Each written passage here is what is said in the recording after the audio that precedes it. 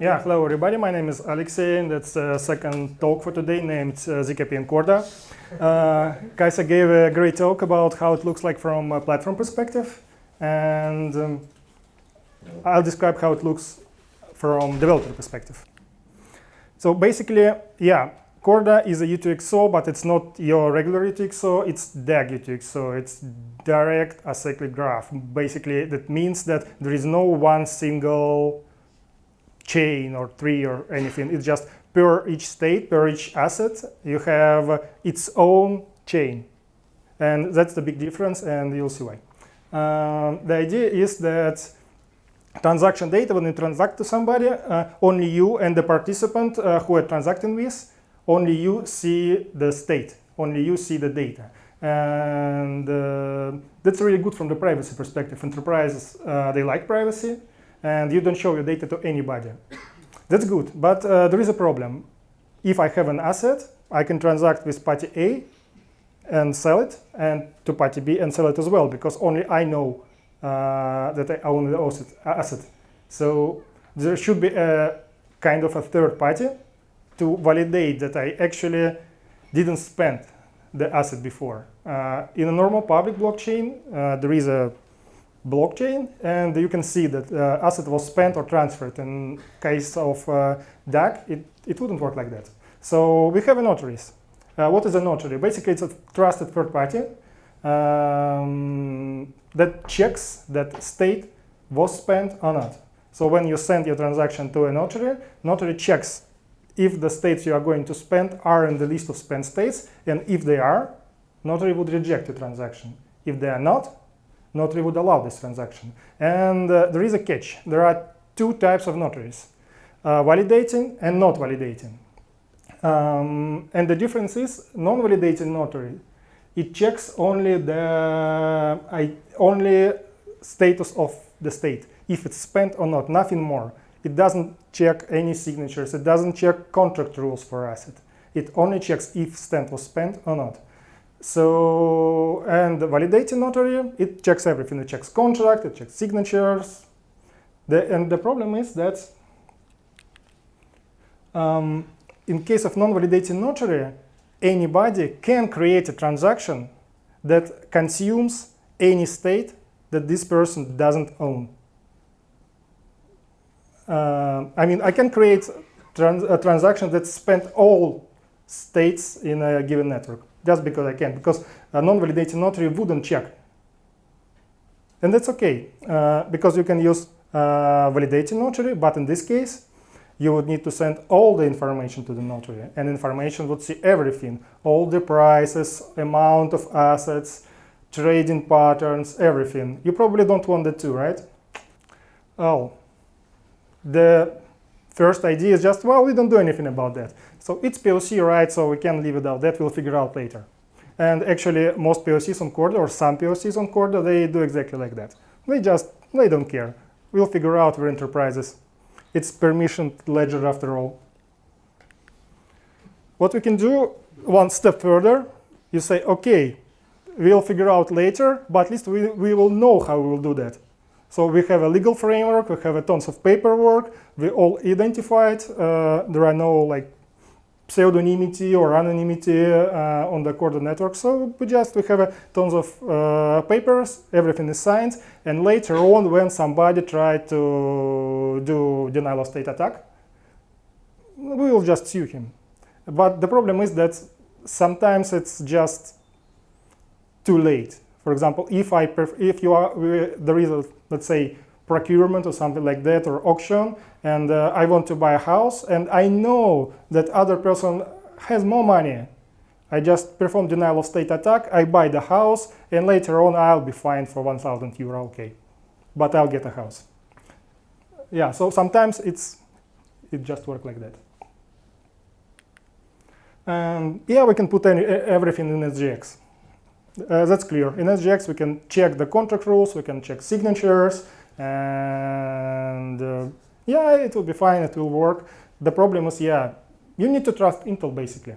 And not only Intel, but also the whole supply chain, starting from a factory in some country, and you should trust that no evil government approached this factory and said, guys, can you please put a little backdoor in your hardware that you are shipping to Intel?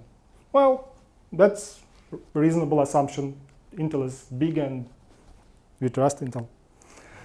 And obviously, yeah, our favorite solution, okay, let's do the same basically, but with the math. So we use zero-knowledge proof to prove that transaction was correct without showing the context of the transaction, which is the point of the whole project.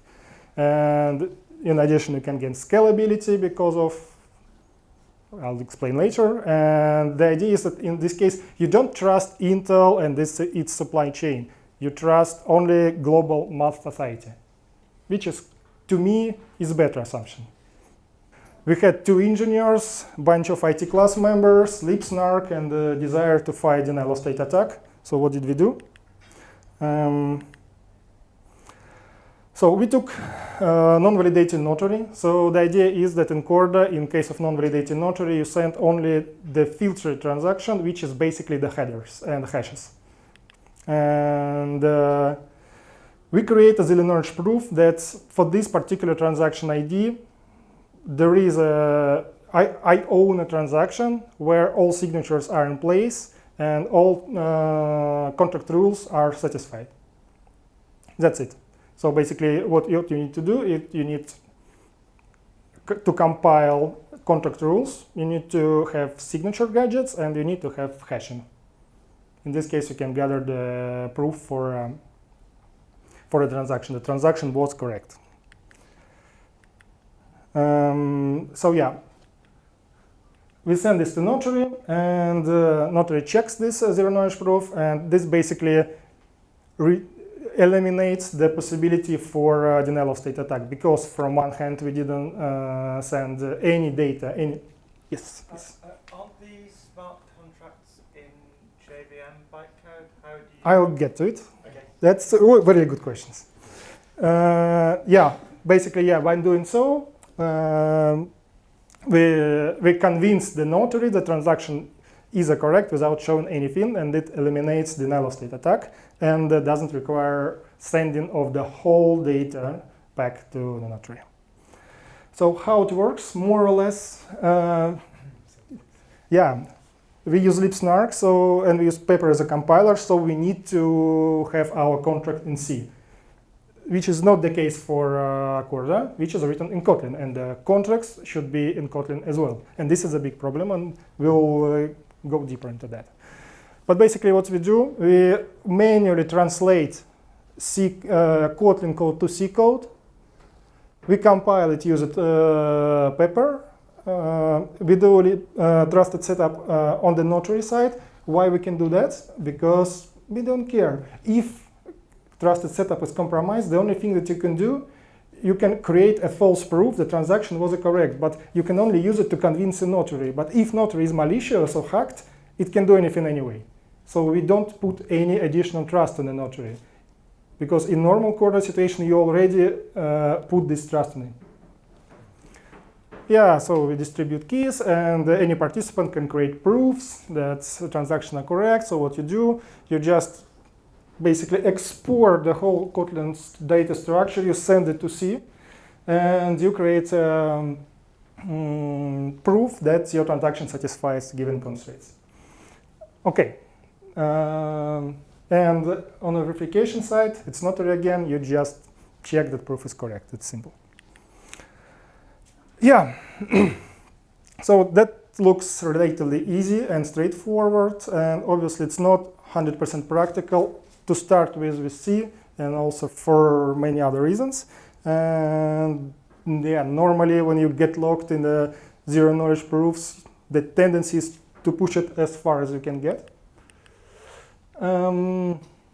So what do we see here? This is a normal situation for Corda. You have 2 different transactions, and you have a transaction that points to it. And the thing is that already at this point of time, you need 2 different zero-knowledge proofs to prove this transaction is correct. Because imagine if there's different assets, you need a contract per asset. So it's already 2 of them. If you use more, it will be even more. Also, the thing is that here it's only 2 transactions, and we have DAC, right? And if we're talking about high quality liquid assets, or just high liquid unquality assets, wherever, the idea is that chain will last and last and last, and the issuance will be somewhere in Belgium. And also you need a zero knowledge proofs per transaction in case if you want to satisfy or convince not only notary but also counterparty if you want to hide the whole chain, because normally in Corda what you do when you try to spend something, you send the whole transaction history. That basically first you should have it, you should send it to counterparty, and if you want to spend some $5 for a Starbucks coffee, you need to show how you acquired these bucks, including all your financial history, like years and years and years. That's strange, but that's how it works now, and we want to get rid of it actually.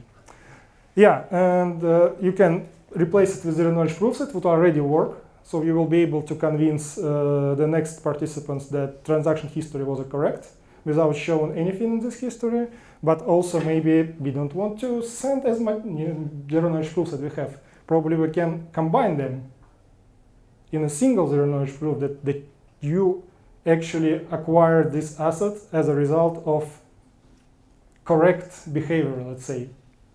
Think Corda protocol or something like that. So this is the thing. And the another thing is that, again, if you have different assets, sometimes you don't want even to show which assets are you trading.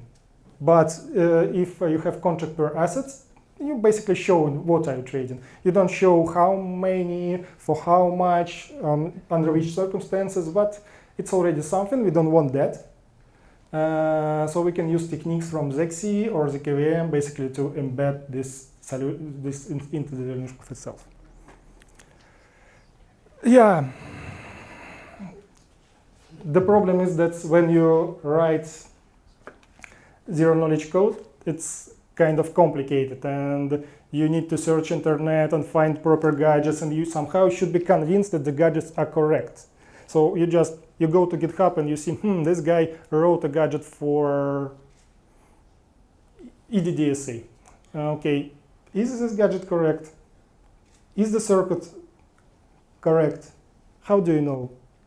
So what developers would really benefit from is the centralized library of gadgets that were checked somehow by the community and they're approved, certified, whatever the name. Otherwise, in a bank, you cannot use it because in normal cases, you cannot check that this circuit is really checking what it claims to check. This is a problem, and we need that. Yes, and what was already mentioned, it's just Pepper is a cool tool. It's a nice compiler, and C is a nice language in general. But what you cannot do, you cannot rely on the fact that you write this code that should check the same things in the different languages, because it's a manual process. You can make error. Something can change. You should check if they are aligned or not. It's a lot of problems. Also, you need to recreate the whole data model in C. And if data model changed in Corda, you need to reproduce it back again in C. So it's really complicated. It's not how you want to develop that. It's hugely unpractical. And what can be done? We either need a single zero knowledge DSL that everybody writes in this zero knowledge DSL, and it's multi-platform, and you can run the same ZKP either in zero knowledge way or in an open way. But if we use DSL, we need to create an engine for any platform to run this DSL, which is kind of maybe not what we want. Maybe we want to take language which is already there, for which we have already compilers and tools and IDEs, and just adjust it a little bit so we'll be able to compile from it. I use Kotlin as an example because in the context of Corda, it's logical to compile Kotlin, but it also can be Wasm or something. But to me, Kotlin is better because it's a huge ecosystem behind it, really good company that knows how to develop proper software behind it, and it's already practical. It can be compiled to any JVM language, to JVM bytecode, to JavaScript, to Wasm, to wherever else, and they have a nice tooling inside the Kotlin, how they create backends that compiles to different representation. And you can leverage that to achieve the same stuff simpler. And this slide clearly shows that I have nothing more to say.